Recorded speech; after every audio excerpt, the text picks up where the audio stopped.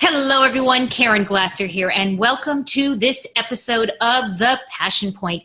This is the show where we follow passionistas all around the world who are following their passion, making a living doing what they love. And isn't that what we all want, actually, to actually make a living doing what we love? And today, our guest is the amazing Joie Gharrity. And I say amazing because she really is amazing. She knows her craft. She knows what she teaches. And anyone who has the fortunate to be able to be fortunate enough to work with Joie. I'm having some mouth problems today. It is really a benefit, and they really are fortunate. She's the founder of 113 Branding, and she's a brand strategist, marketer, speaker, and author. I've been to her events. She knows how to do a good event, and she knows how to deliver the good. She's worked in the Hollywood entertainment industry for 15 plus years. Let's talk a little bit about that as well. And after returning to the Bay Area, Joie was inspired to launch 113 Branding, and we'll talk about that as well. And even more exciting than that, she has a new book out, and I'm really excited. Joie, hold up the book for a second. Sure. Yes, it's called The Red Carpet Guide to Visibility and Influence, and we're going to talk a little bit about how this book came to be. So, Joie, welcome to the show. How are you today? Thank you for having me. I appreciate it. I am really excited that you're here today. We've had a chance to get to know each other over the past year and a half or so, and I'm a little bit of a stalker. I've been following you, and I really like what you're doing. I like to start the show with a definition of passion, and this definition is going to be according to Webster's Dictionary. Why not, right? It's kind of dry, it's kind of boring, but this is what Webster says passion is. It's an intense, driving, or overmastering feeling or conviction. That's what Webster says. Joie, what is passion to you? Passion. I'd say that passion is showing up for yourself in a big way and being of service to community and to your field. So let's talk about your passion then. Let's talk about where you started. You can go back as far as you want, or just yesterday if you want. But let's talk about your journey. Let's talk about how you have manifested this passion into something that you can actually live your life doing.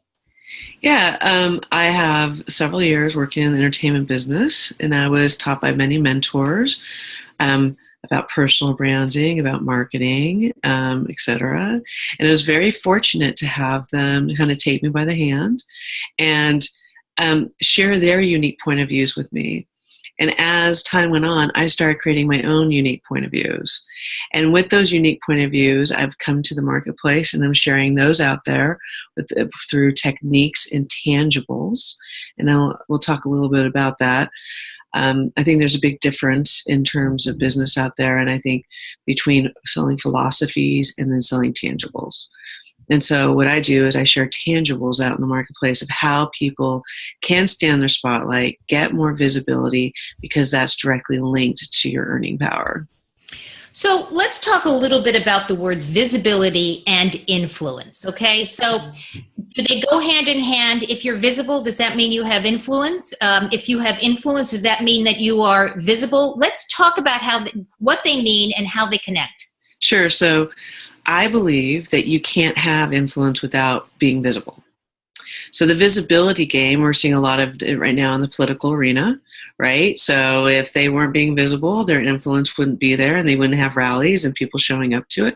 It's the same thing in business, same thing for company brands. So the visibility piece, when it's in alignment and when you're singing a song that is true to what clearly out there and you're really gaining more visibility, your influence will organically grow. And when your influence organically grows, so does your earning power. In other words, because social media has changed, it completely changed the platform out there in the marketplace for all of us in a good way, in my opinion. I love social media, just like you, sister. And because we all get to be our own superstars. There's many, many, many decades where you would have to have gone to Hollywood or work for a big corporation for them to hand you the influence that you're looking for in order to get a bigger spotlight or more superstardom power as an entrepreneur. And that's no longer necessarily the truth, right? Yeah, absolutely. And there's also the good and the bad of social media, because it gives people license, obviously, to not just be visible, um, but to maybe, under the guise of not being so visible, maybe behind that anonymous, if they never actually show their face, um, people say and do things that they might not otherwise do if there was not a social media platform. What do you think about that? Do you agree or disagree? I actually think that human beings are pretty much across the board. I think all this was going on before social media, frankly. I think some people might be using the tool in not such a great way, but I also think that was going on a lot around the water cooler in big corporations as well. You know, what I do think is really fantastic is I think it's fantastic that it's giving us a voice. Right. And it's giving us knowledge and expertise base that we couldn't possibly get at this level without it. So, in terms of social media visibility, Yeah. How does that affect our business? Do you think that social media has become the be all and the end all in terms of promoting business, or do you think it's just one of the keys and one of the pieces of the puzzle? I think it's the be all and end all. And I absolutely believe in the next 3 to 5 years, it will rock people's worlds who have not jumped in the game yet. And it could directly impact their ability to share their beautiful messages, their beautiful talents and gifts that they were born with, because they haven't embraced the new world. I totally agree with you on that. And you know I totally agree with you on that. And because my target audience is actually women of a certain age who are in business, and they're scared to death of technology, and they're scared to death of social media in particular, because they just are. I mean, they come out there and they don't know what to do with it. And I do agree with you 150% that if they're going to miss the boat, if they don't jump in now, if they haven't already jumped in, I think it's going to be sooner than 5 years, quite frankly. I think we are seeing such rapid change right now, even in the industry. Have you noticed on television when you watch the news, if you can stomach the news, and it used to be they would have their lower third, right, their name, and that was it. And they'd say, join us on the next news or whatever. Now, there's their Twitter handle, as how they can find you on Facebook. And in fact, they are directing traffic to the internet, right? To follow the rest of the story. Is this fast? This is fascinating to me. How fast this is happening. I think it's happening very, very fast. Yeah, I mean, the writing was on the wall when I was down in Hollywood, and I saw it. We were all experiencing it, and so there's two sides of the coin. One is that you find what you do love about the platforms. Not everything is going to resonate for everyone. So what I've done for myself is I found a couple platforms that I really enjoy. And it's because of my nature. I'm actually a very social person in general. And because I work so much like you and every other entrepreneur on the planet, I've had to find outlets in order for me to be communicative and emotionally connect with others. So, of course, the groups on Facebook are a perfect fit for me. Of course, Twitter is a great fit for me. I mean, there's just going to be certain fits for me. And then there's other platforms out there that other people love and do backflips over. And I'm like, you know what? It doesn't resonate for me. Right. That's all. I'm so glad you brought that up, because so many people will say you have to be on everything. Yeah. And oh my gosh, the overwhelm just hearing that from most people. What do you mean I have to be on everything? I can barely get started on Facebook. So it's exhausting. It is exhausting. It's exhausting. And when I do try to, I let the marketplace know, and I also with my clients let them know, is that do not let social media run you. Mm-hmm. But do be very aware that social media is drumming a drum out there. And whether we like it or not, we are all being given a actual score of some sort. So people are like, they're starting to refer to it to like, it's like, oh, we're back in high school. And I said, absolutely not. No. High school didn't make any sense why people were popular or not popular. Social media actually makes sense. It's logical, right? It's a very strategic, logical place, because people that show up consistently, people that are willing to share their expertise freely, right? Like you and I do, that aren't holding on so tight.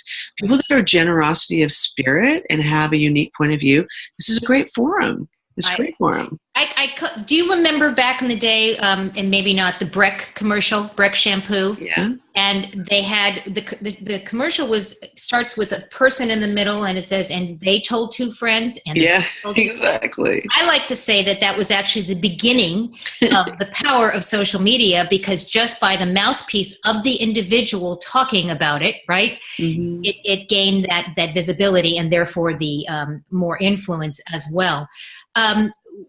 Who is a good client for you? When people want to come work with you, what are you looking for? I'm looking for people that have a message that they want to share. I'm looking for people that are looking to learn new techniques and strategies and tools, mm-hmm. who are sick of being in the shadows, and who are very driven to make sure that their business is going to work for them and they're not going to have to close their doors. This has been a big passion for me since last year, because what I started realizing was that people were hiding their fear factor mm-hmm. of why things weren't working. And what I'm trying to and what my key component out there is that the secret sauce is really the visibility piece, which I learned in Hollywood. And this is not translating. People think if they have a perfect program and a perfect website, and I said, it can be so perfect, but if no one knows your name, if they don't understand your unique point of view, right. if they don't know that you're an expert, then they can't hire you.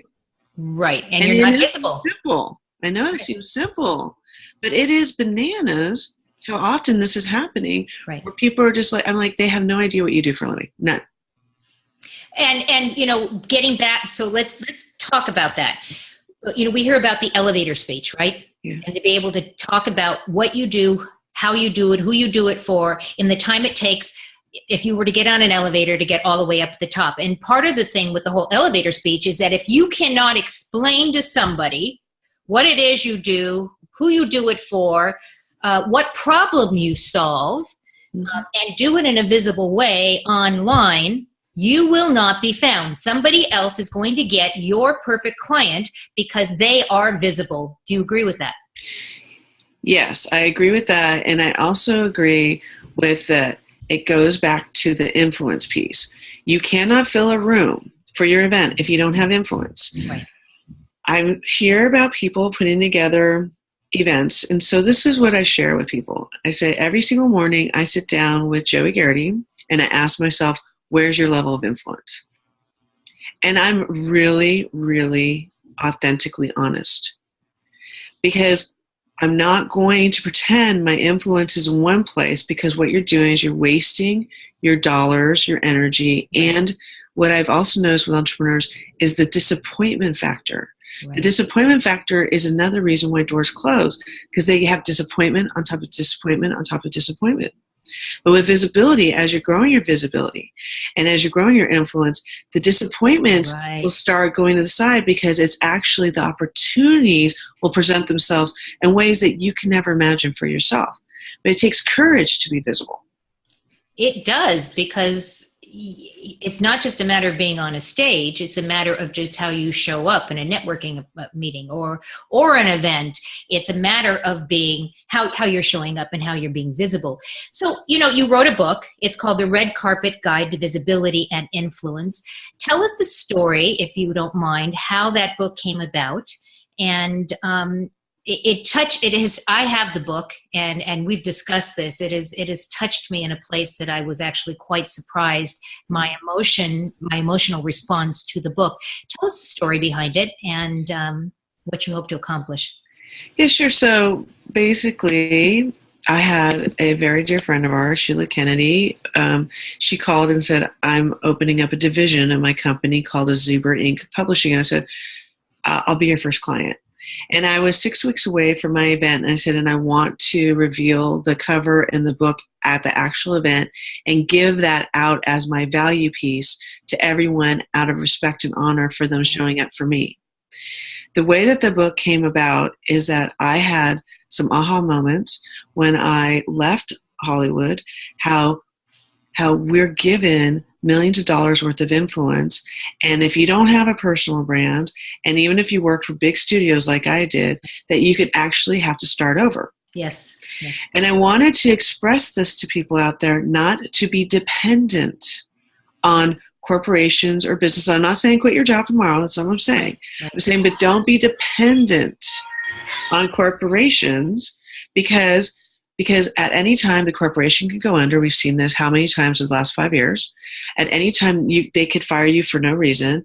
At any time, anything could happen. And so it is vital that whether you work for a company or you're an entrepreneur, that you have your own visibility rocking and rolling and you have your own influence. It will also give you leverage with inside of a company and will give you leverage as an entrepreneur with your own company out there. And when I discovered that aha moment, I discovered it because I was revisiting a very tragic event, personal event. We've all had them in my life, my brother passing. And he passed away while we were in the movie business together.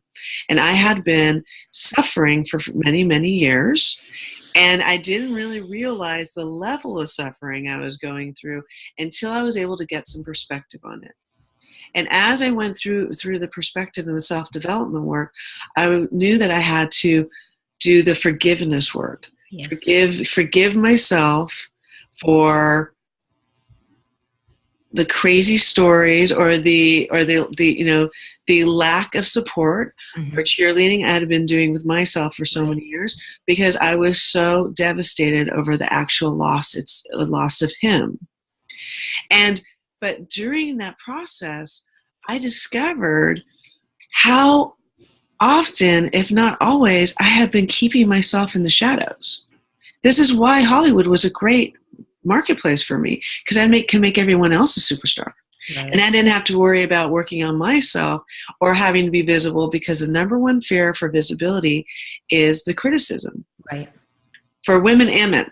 Right. But mostly for women. Yeah. It's just we're fearful of being criticized, and that has been a huge fear of mine since I was very, very young. And so when I realized this, I was like, wow.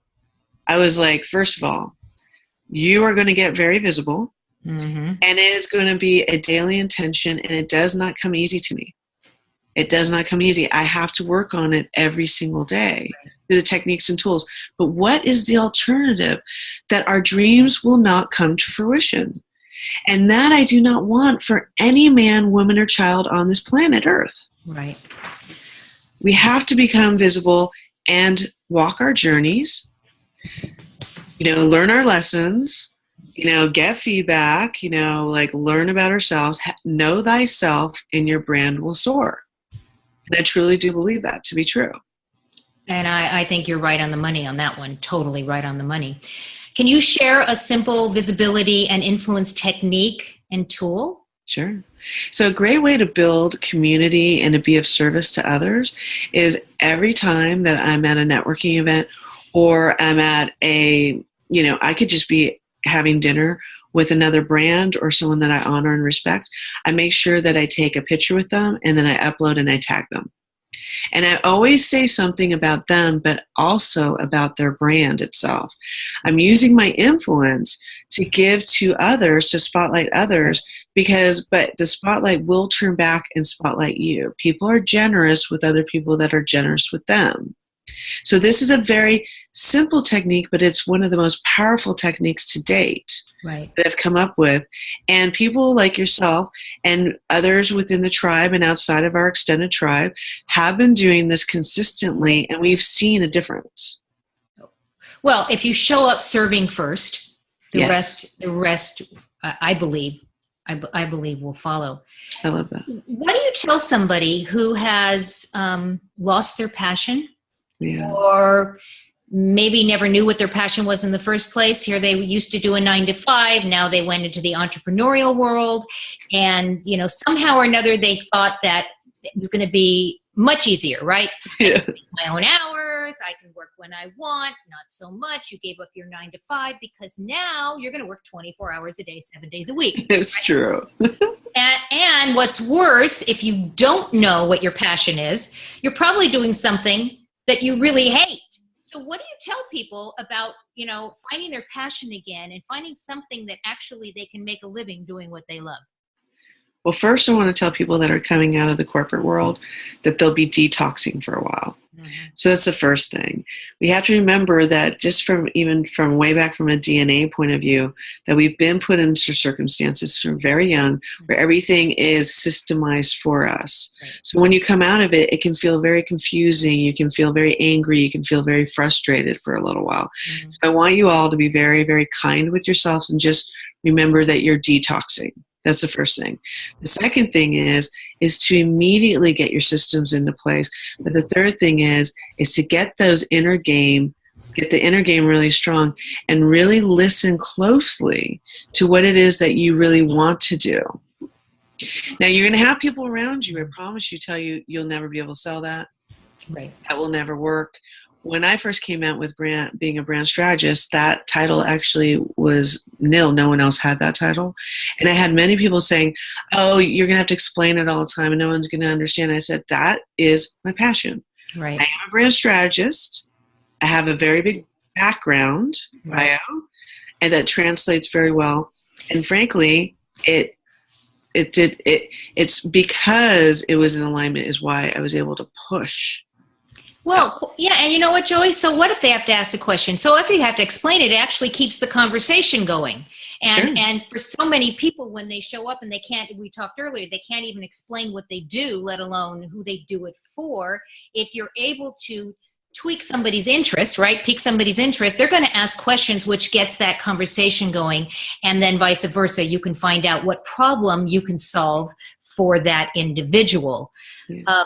And you mentioned something a little bit earlier about the brand and branding yourself rather than the company that you work for. That's my bugaboo. I watch people spend hours and hours of their time promoting not themselves, not what they solve, not the problem they solve or who they work for or work with or who would be good, but the specific product, especially in the direct sales and multi-level marketing arena, but even in bricks and mortar, insurance, real estate, we talk about the company rather than their own brand. Can we talk a little bit about that, the importance of branding yourself?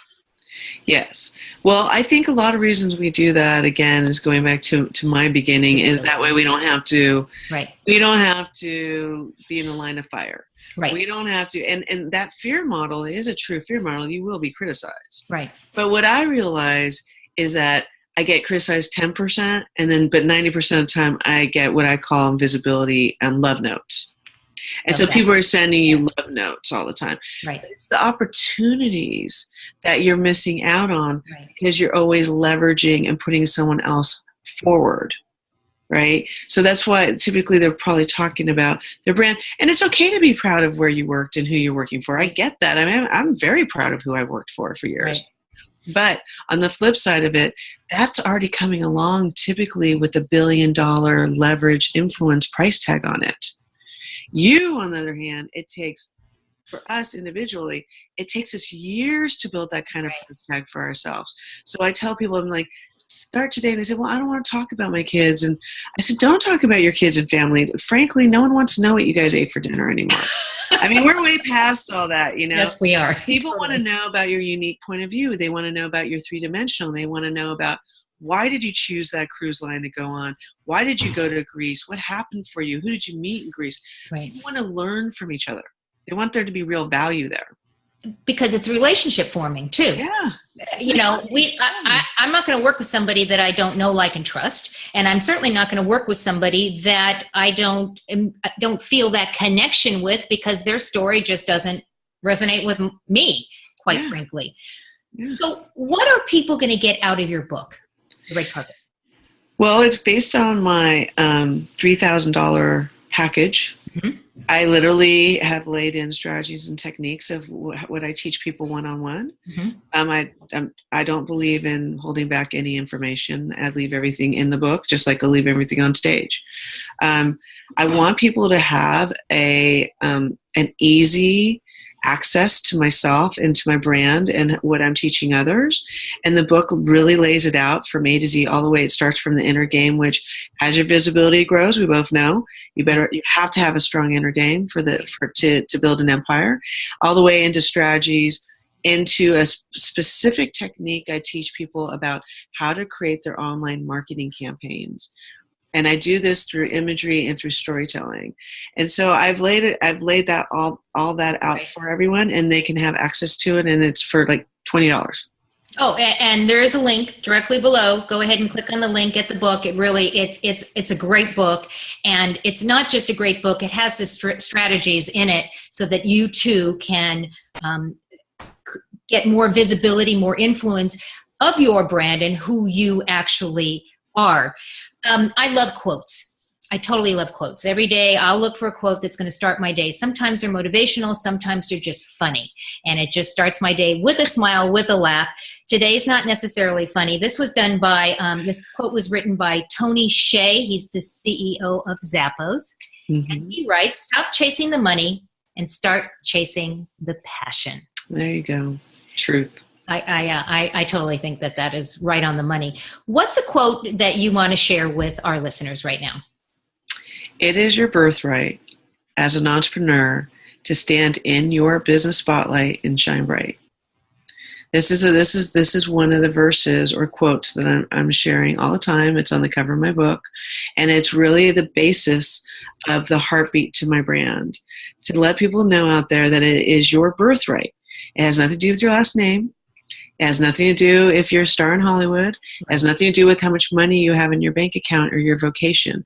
It has to do with that it is your birthright to stand in that spotlight and to shine bright, because I truly believe that we're all down here for a purpose. Me too. Me too. If you could spread passion dust on anyone, anywhere in the world, who would you spread the passion dust on, and what would you hope to accomplish? Gosh, I think that I would love to spread the passion dust on the youth of the world right now. I feel that there's a lot of confusion and a lot of anger, especially during the political. It's going to be another political year for them. I feel like the social media can be a space for the youth that can be very difficult. Mm-hmm. You know, they're just trying to fly, and yet there's a lot of bullying that can go on. There's a lot of criticism, everything that we're, as adults, that we were fearful of that's going on. But I would love to do that for them out there, because I know we all remember what it's like to be young, you know, and now they're living in a really fast-paced, sometimes banana world, as we see on the news daily right now. So that's who I want to share it with. And I really like that. I believe that the children are our future, and that the generation that's coming up behind us, some of, this is the good and the bad. They're savvy in terms of technology because of the social media, and because they got phones and iPhones and Android phones and their tablets, and they've been online most of their life, quite frankly. I'm horrified, I have to tell you, by the pictures that I see of babies with tablets, and they're basically they're being babysat by their tablet. They're playing games, and for me that is not a good thing. Personally, that's just my own little rant. I think that technology is awesome. Obviously, I use technology, but I think that we need to be protecting our kids. I think that we need to know what our kids are doing online. That we need to know what they're posting online, because our kids think that we can post anything out there. They don't realize it's there forever. You put it out there once, it's there forever, and it represents your brand. It represents who you are, exactly who you are. How do you feel about that? Do you think? I feel like that's why we have to be so lovely, you know? That's why I feel like as adults, we need to be shining brighter and brighter and brighter. We need to be standing in our spotlights.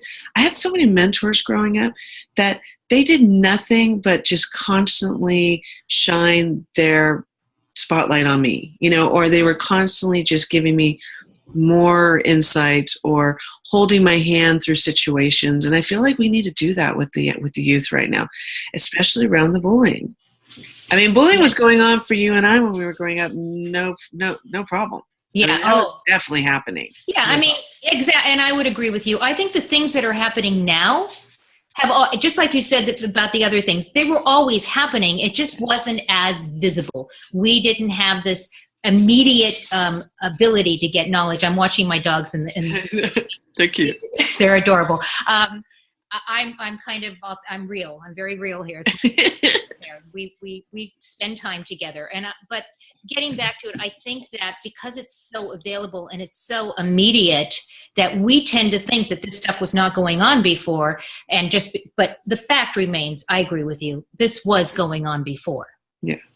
Yes, it just looks different right now, but it also gives us a forum to speak our mind, stand up for ourselves, know that we have value. That's a big one too, because it's going on for the young ones and for every age in regards to just the way the world is rocking and rolling right now. Oh yeah. Oh yeah. Any last thoughts that you'd like to share with our viewers before I tell you that all of Joie's links are directly below? You can go check out the book. You can check out, we put a link, I believe, for Facebook, for your Facebook group. Yeah. Any last thoughts?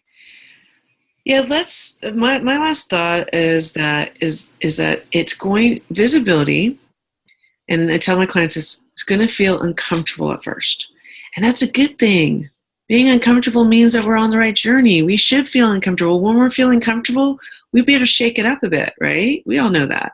But it's going to feel uncomfortable. But after a while, it will feel so second nature that you won't even remember the days when you didn't want to be visible. Instead, your heart and your body is open to all the beautiful opportunities that are waiting for you out there because you had the courage to step in your spotlight and to shine bright. And when you do that for yourself, you're opening the doors for others to do the same. Amen. Amen. I'm so appreciative of you. Joie, I want to thank you. I know how busy you are, and I want to thank you for taking time out of your busy day to spend it with us on the Passion Point. And I want to thank our viewers. We really absolutely know that you have lots of things going on, and you have a choice as well as to how you spend your time. And we want to thank you for spending time with us today. So as I always say, go out and have a great day. Give someone else a great day, and we'll see you next time on the next episode of The Passion Point. Goodbye, everyone.